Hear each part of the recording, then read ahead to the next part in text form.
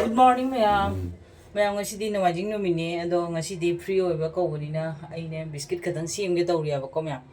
Ado ahan mase ina ne ata se ghee da ngau buni aba ko ado ghee da hapaga ngau bagi ghee thada baga se video ka pa ngamau ma'am do huji ngaha kai brown ma chu katang katang lak ado bo ngau tu ni jang kui ngau ri aba ko do sine biscuit siem ke tawri ado gi ma'am mamang ge ina video da thangat ki ba mono na por ko ba du do adu na siem do ni aba ani sina puibaga ado kamai tawi ma'am dum jing che aba ko Hojik se ma'am aina ata do brown ma chu di oire jang kui na ngau de aba ne da nga ngau ra ga thang da re manum su dum nung si re aba ko ado aina sigi kano si di mari ra manga ra di hapar ne aba ko ado ai ngawi be som da ata se ado ingi da si se ai sugai bra na tra ga kano tau bra thang na khet bra kadum tau ga aba ko ma'am ado kya ka hap ke mari ga di hap ne aba aham ahum ha na tau ra ge ma'am ing se aba ko ahum ja chun doi ni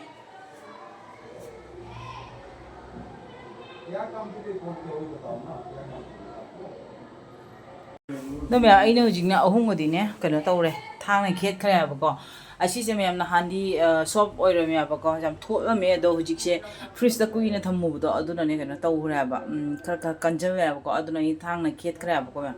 ado hujik sangom sina tot ke tau ri ma'am do ma'am hujik ai tot pa oire do khara mon mon wa re aba ko do minute manga tara khadi dum thong ge makhom khum je ba ga than thong ge aba ko ado pai ra ga dum eng ba di pura jadi ja re aba ko tho tho wa re do ma'am aina ne biscuit ki design se sumaina makhal makhal macha macha to na sim ga tham ya ba ko ado sumaina jam su than re jam su pahan re aba ma'am do sumain tham ya design se dum kata chamas na khara seme thang na khara seme dumai tau re aba ko ma'am ado gi siga na ina ne thau se khara sahan na tham thau se jam sa ba di ja de aba ko medium da sa doi ni ado thau se hejana ngak sa na tham ba ne aba ko ado design budi aina jam na sa na tham ya ba ko jangkhai mu oi ge ne aba ko ma'am aina tham mi se sa na ado sono ju thau sare ma'am do ai huji amam da ha pa ga ba ko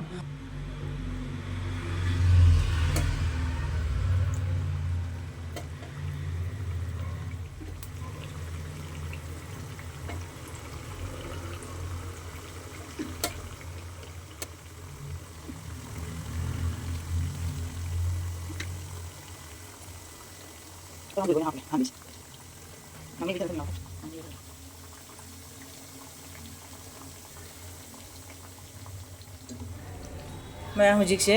आइगी biscuit से खतंग तंग मुंडी मुन रे या बको अदो इन ने कथा चामस न तम तम न ओंथोक पिरिबा काइना जाम कन्न ने खाबैना अमुक त ओंथो ओंजिन तौरगदि काइबिगी चांस रे या बा काइना दे घी न तोटपनि दो अदन थोथो बावरे बा अदो हरेन जे मुनबा वरगा थांगदरगदि कन्दुइने बको लोइना कंजन गिने कंजन बाई सोय सोय बावरे ने बको म्या अदो हुजिक खतंग थोटपनि ना खाबैना तौरगा इन काइगिने आइना ने तम तम न चामो कथा चामस न ओंथोक पिरि मैं ngase ki haigi biscuit se loire si ko thangatrom ni thangaga kan torni ingan thammani ha ko asina mathang ani hu ni ani su da ngau ni ha ko asina adai ahan na siga re me ahan megi biscuit ni sa re yang jum ta ne ngal ke ha ko dra ore me comment na hi ro ko dum siga di oha ko de tha mo ki dum store down tham ja ra ne ha ko do me siga su re ri khara ha go da ba tu te pun mangna ne jakhai oi ro me ha ko aduni ma'am do ngasi ki biscuit semigi kan siga dum mission de ra ga ko ne ki biscuit se hol dia me hau so ne ai ne ong ka taste to na ji nge ko khwa ho ma che asime design nam ne ko adegi sine mun design nam ne ko hau de sine mun khwa ya so ni sine